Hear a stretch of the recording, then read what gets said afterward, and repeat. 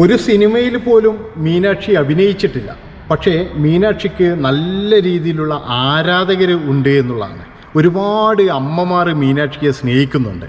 അത് മഞ്ജു വാര്യരുടെയും ദിലീപിൻ്റെയും മകൾ എന്ന നിലയിലാണ്. ഏതായാലും മീനാക്ഷി പഠിച്ചത് ചെന്നൈയിലാണ്.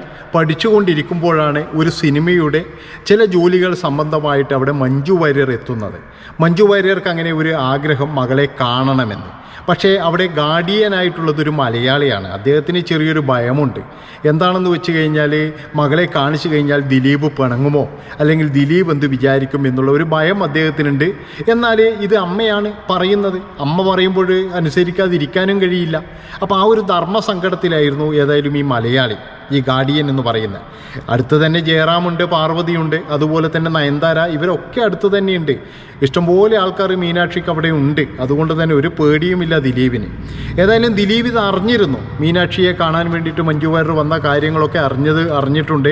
അവർ പുറത്തു പോയതൊക്കെ അറിഞ്ഞിട്ടുണ്ട്. കാരണം മീനാക്ഷി തന്നെ അച്ഛനോട് പറഞ്ഞിരുന്നു.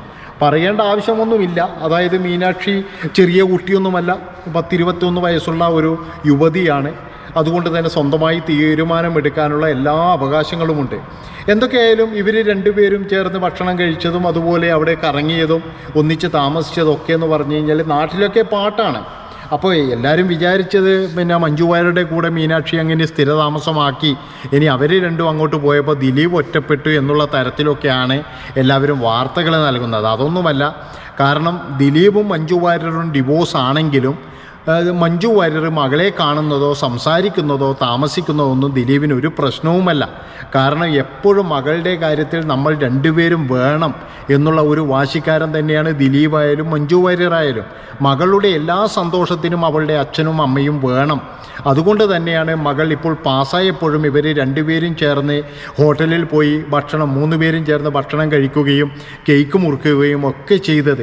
ഇനിയിപ്പോഴും മകളുടെ കല്യാണം വന്നു കഴിഞ്ഞാലും അതുപോലെ അവളുടെ ജീവിതത്തിലുള്ള നിർണായക ഘട്ടങ്ങളിലൊക്കെ മഞ്ജു വാര്യരുടെ സാന്നിധ്യമുണ്ടാകാം. ദിലീപും മഞ്ജു വാര്യരും ഒരുമിച്ച് നിന്നിട്ടായിരിക്കാം അതൊക്കെ നടത്തി കൊടുക്കുന്നത്. അപ്പോഴൊന്നും നമുക്കവരെ കുറ്റം പറയാൻ കഴിയില്ല. കാരണം മകള് എന്ന് പറയുന്നത് അവർക്ക് രണ്ടുപേർക്കുമുള്ള ഒരു സ്വത്ത് തന്നെയാണ്. അല്ലാതെ അത് ഒരാൾക്ക് മാത്രം വിട്ടുകൊടുത്തിട്ട് അങ്ങനെ പോയതൊന്നുമല്ല. അതുപോലെ മഞ്ജു വാര്യരും മീനാക്ഷിയും തമ്മിൽ പിണക്കമാണ് എന്നുള്ള ചില ന്യൂസുകളൊക്കെ ചില ചാനലിലൊക്കെ കാണാറുണ്ട്.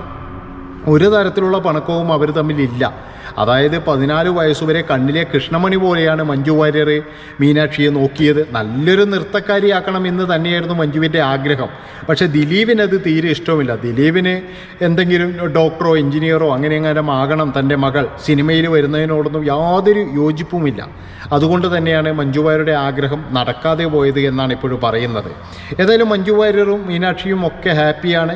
അവർ ചെന്നൈയിൽ വെച്ച് കണ്ടുമുട്ടിയത് ഉള്ള കാര്യം തന്നെയാണ്, നുണയൊന്നുമല്ല.